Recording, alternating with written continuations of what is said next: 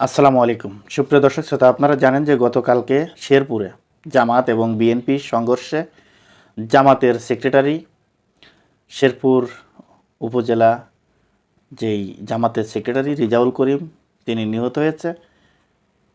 আমরা তার আত্মার মাগফিরাত কামনা করি এবং সেই সাথে রাজনীতি, এরকম প্রতিহিংসার রাজনীতি, মারামারি, এই মানুষকে মেরে রাজনীতি, এই ধরনের রাজনীতি বাংলাদেশের মানুষ আর দেখতে চায় না।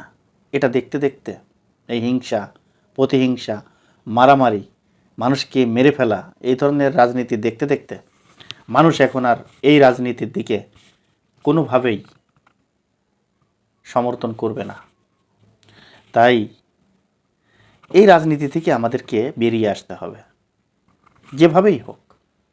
তারেক রহমান সাহেব যেভাবে তার নির্বাচনী প্রচারণা, প্রতিশ্রুতি সুন্দরভাবে যে দেশের মানুষের মন জয় করেছে, আমি চাই এই মুহূর্তে দেশে কোনোভাবেই কোনো ষড়যন্ত্র করে নির্বাচনকে কোনোভাবেই পিছানোর সুযোগ যেন না দেওয়া হয়।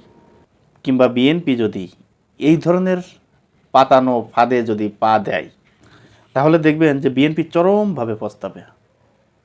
তাই আমি মনে করি যে নির্বাচন পিছানোর যেই ষড়যন্ত্র, এই ষড়যন্ত্র রুখে দিতে হবে।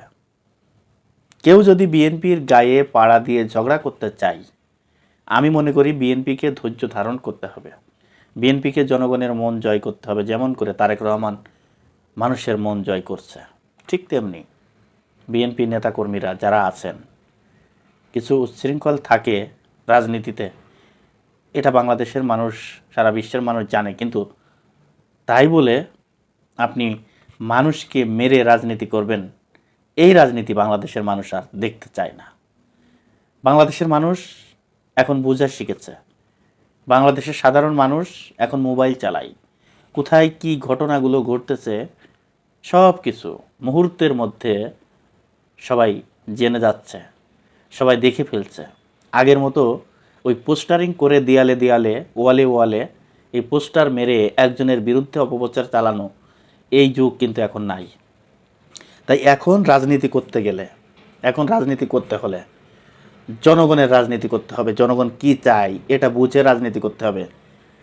এখন কোনো নেতার কথা মতো কোনো জনগণ ভোট দেয় না, সেই যুগ নাই।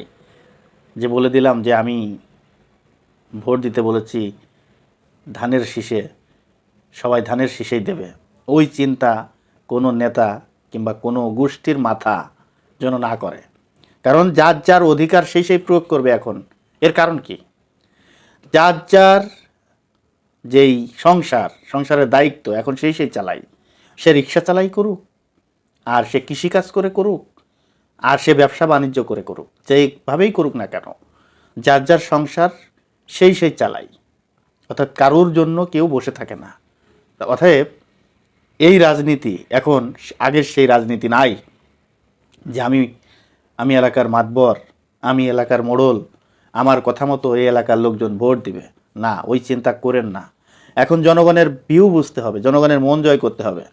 জনগণকে কিভাবে মন জয় করে জনগণের ভোটার অধিকার জনগণ প্রয়োগ করতে পারে সেদিকে লক্ষ্য রাখতে হবে। এমন কোনো কাজ করা যাবে না যে যেই কাজে এই দলের বদনাম হয়, এই সংগঠনের বদনাম হয় এবং এই বিএনপির বদনাম হয়, তারেক রহমানের বদনাম হয়।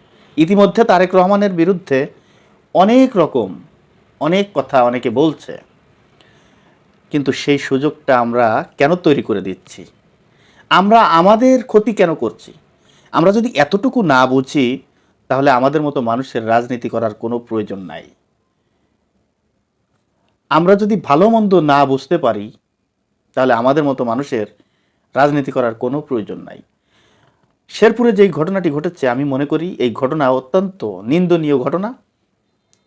এই ঘটনার সুস্থ তদন্ত করে দোষীদের, যেই হোক না কেন, যে দলেরই হোক না কেন, দোষীদের অতি দ্রুত গ্রেপ্তার করা এবং তাদের সর্বোচ্চ শাস্তির ব্যবস্থা করা। আর আমি মনে করব, যদি কোনো বিএনপির নেতাকর্মী এখানে থেকে থাকে,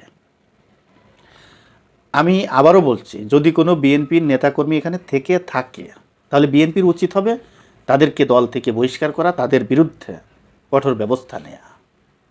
তাহলেই কেবল দেখবেন যে বিএনপির রাজনীতি করে বিএনপির দলে থেকে কোনো অপকর্ম কেউ করতে আর সাহস পাবে না। এই মানুষ মেরে রাজনীতি করতে হবে? কি রাজনীতি করবেন আপনারা? জনগণের জন্য যদি রাজনীতি করেন, জনগণের চিন্তা ভাবনা যদি আপনার মাথায় না থাকে, তাহলে আপনি রাজনীতি করবেন কাকে নিয়ে? কাকে নিয়ে রাজনীতি করবেন?